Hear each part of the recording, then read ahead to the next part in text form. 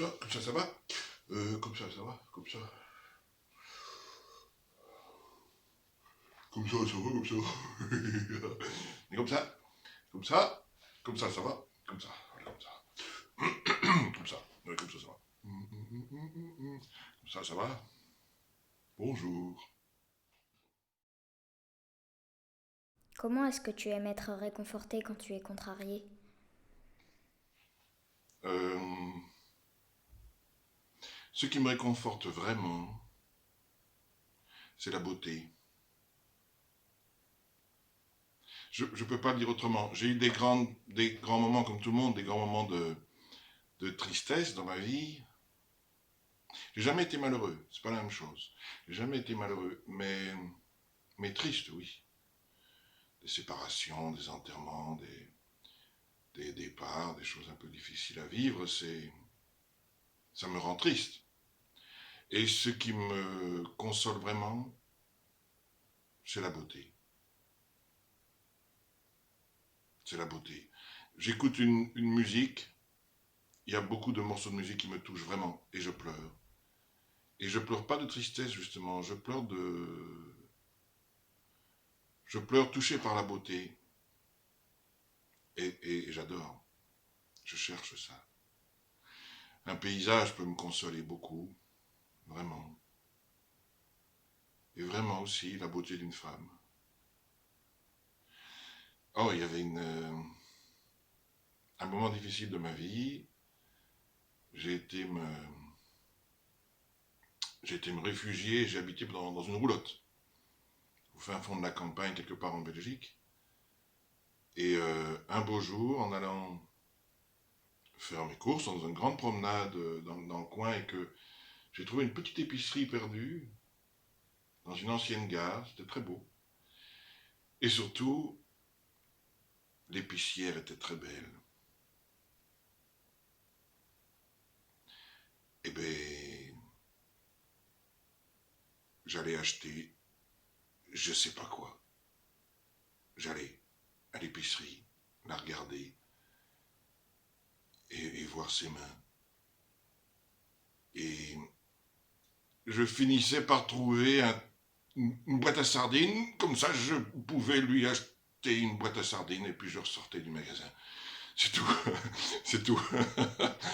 Ah, voilà. Sa beauté, elle, m'a consolé longtemps. Ça a duré quelques mois, ça. Que je venais pour acheter un oignon. Je vais prendre un oignon. Et puis voilà. C'est ça qui me console. Ouais, la beauté. Ah ouais. Oui, c'est ça. Oui, c'est ça. Oui, oui, c'est ça. Oui, c'est ça. C'est ça. Oui, oui, c'est ça. C'est ça. C'est quoi ton plus beau souvenir d'enfance? Euh, J'en ai que j'aime bien raconter. J'avais 12 ans. Donc c'est plus la petite enfance. Et à 12 ans, il y a deux choses qui sont revenues dans mon esprit la même année. Donc c'est en 1976, en 76. D'une part,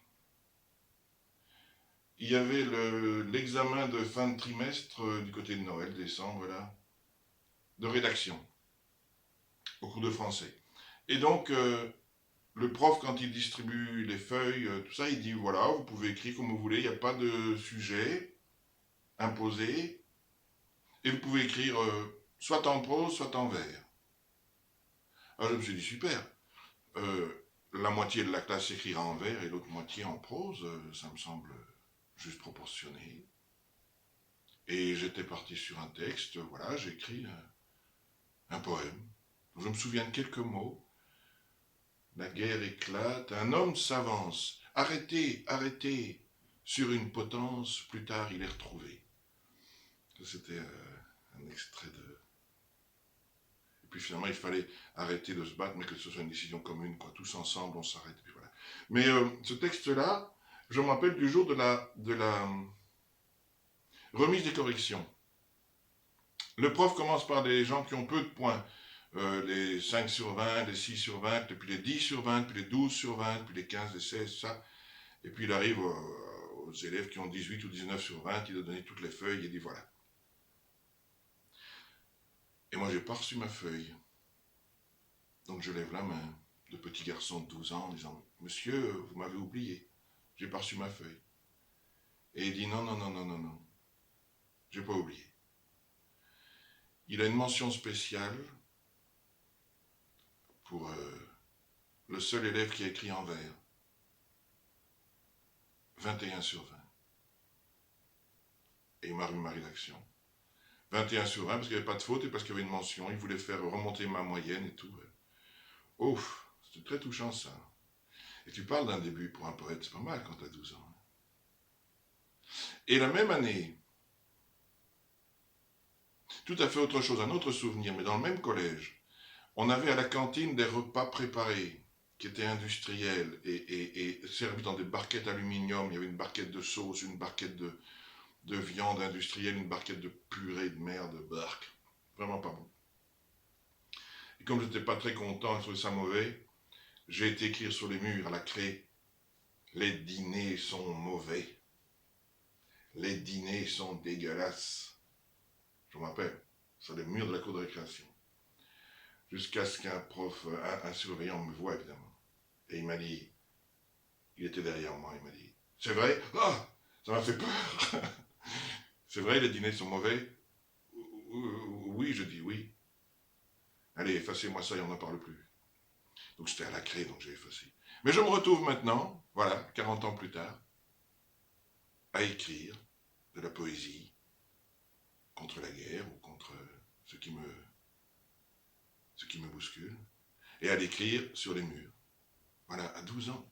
Ça, c'est quand même un sacré souvenir. Quelle est ta plus grande peur?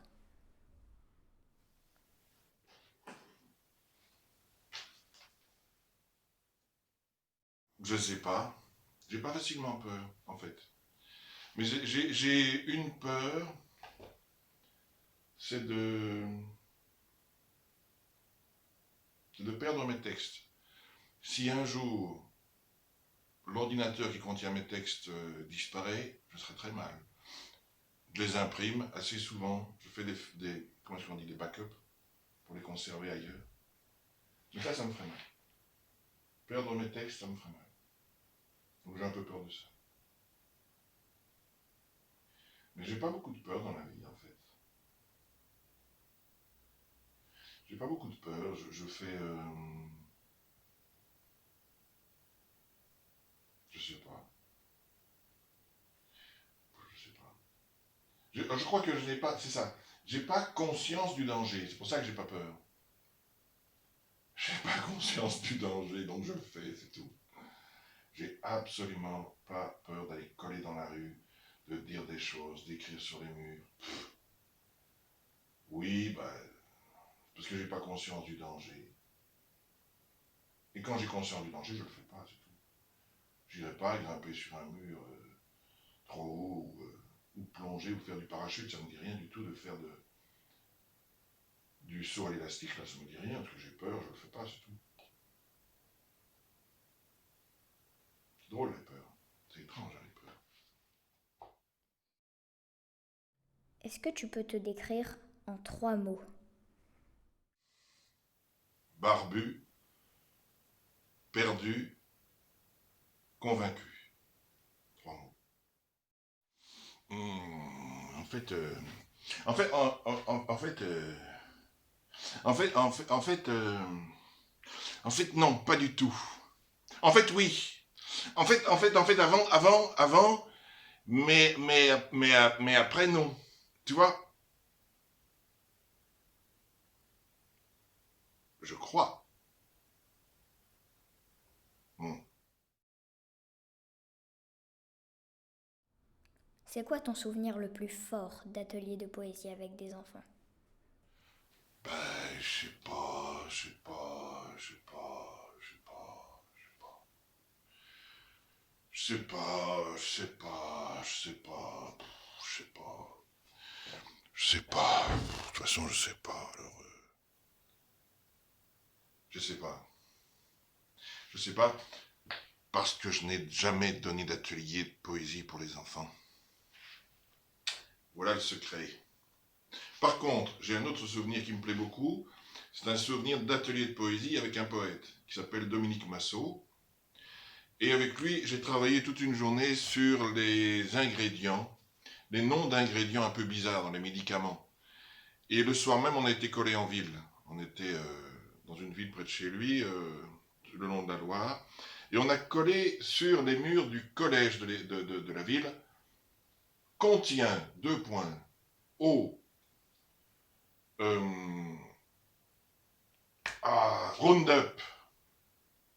Et puis on avait inventé des mots comme ministérol, compétitine aiguë, et des noms comme ça. Bon, on colle et il est à peu près entre 10h et minuit, je sais plus, le soir, la nuit, là, au mois d'août, et le gardien arrive.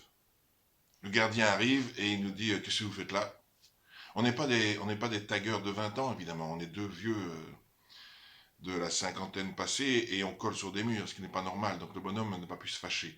Et il lui dit ben, on colle de la poésie. Donc voilà, j'ai pas peur. Je regarde le bonhomme. Regardez, il a écrit contient. C'est pour les élèves qu'on écrit ça. Eau, sang, Roundup, ministérol. C'est un jeu de mots avec cholestérol, vous comprenez tout ça. Et le bonhomme, il sourit, puis il dit ah oui, le Roundup, je le connais. Il est jardinier. Ah, j'ai dit vous êtes jardinier et vous utilisez du Roundup? Ah non, non, non, non, il utilise du vinaigre et du sel. Et comme ça, on peut désherber avec le vinaigre et le sel, ça marche aussi. Ah bon, je dis, ça marche sur les potagers, ça marche sur les pavés, tout ça. Oui, oui, qu'il dit. Et après, quand tu fais les poireaux, tu fais attention à ceci, après dans les carottes, ça. Et on parle jardinage pendant 10 minutes. Ça, c'est une belle histoire, parce que du coup, le type, il n'était plus un ennemi, mais il était un complice. Attention, l'histoire n'est pas finie. Il finit par dire, bon, je vous ai pas vu. Ah bah alors, on peut rentrer chez nous, tout va bien. Et je dis, attendez, parce que vous allez tout enlever. Vous savez ce qui serait bien? C'est que vous attendiez lundi soir pour tout enlever.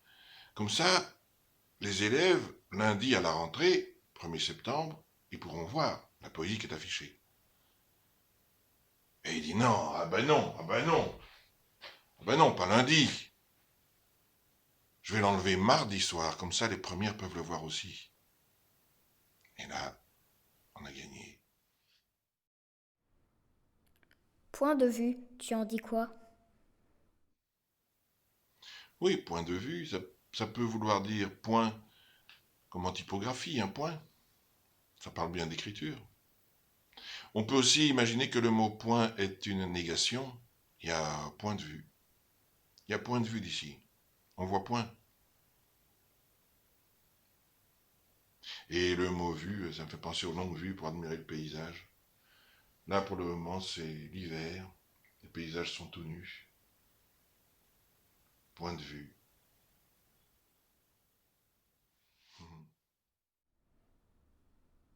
Tu peux me lire un de tes poèmes? Oui. Discours sur l'importance des grimaces et des baisers, prononcé par le prix Nobel de la clownerie monumentale. Je voudrais remercier des gens qui sont morts. Il sort une liste de sa poche. Mais ils sont morts.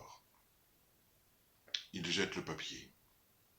Je voudrais surtout remercier tous ceux qui sont vivants de l'être restés jusqu'ici. Je veux embrasser chacun d'eux, chacun de vous. Que chaque œuvre d'art soit un baiser aux êtres vivants et que chaque baiser soit une œuvre d'art pour quelqu'un. Je porte le nez rouge des grands enfants qui saignent. C'est pourtant le monde qui perd son sang. Que chaque œuvre d'art soit un mouchoir tendu aux hommes et que chaque mouchoir tendu devienne une œuvre d'art pour quelqu'un. Que faire face à nos blessures? Rire, rire, Mon père me consolait avec une grimace, ma mère me guérissait d'un baiser doux. Que chaque œuvre d'art soit une grimace au monde, et que chaque grimace soit une œuvre d'art pour quelqu'un. Et que faire face au fusil pointé? Rire. Le ridicule tue. Et il n'est pas de notre côté. Il est ridicule de pointer un canon parce que l'autre porte un couteau. Il est ridicule de vouloir supprimer un peuple parce qu'il a la peau d'une autre couleur que la mienne. Il est ridicule de blesser quelqu'un parce qu'il donne un autre nom au même Dieu. C'est ridicule. C'est risible. Le costume des soldats est risible. La couleur des médailles est risible. La fierté des galons est risible. Hisser un drapeau en jouant de la trompette parce que le soleil se lève est ridicule et risible. Nous sommes tous risibles. Que chaque numéro de clown soit un miroir porté aux humains et que chaque visage en un miroir soit une œuvre d'art pour quelqu'un.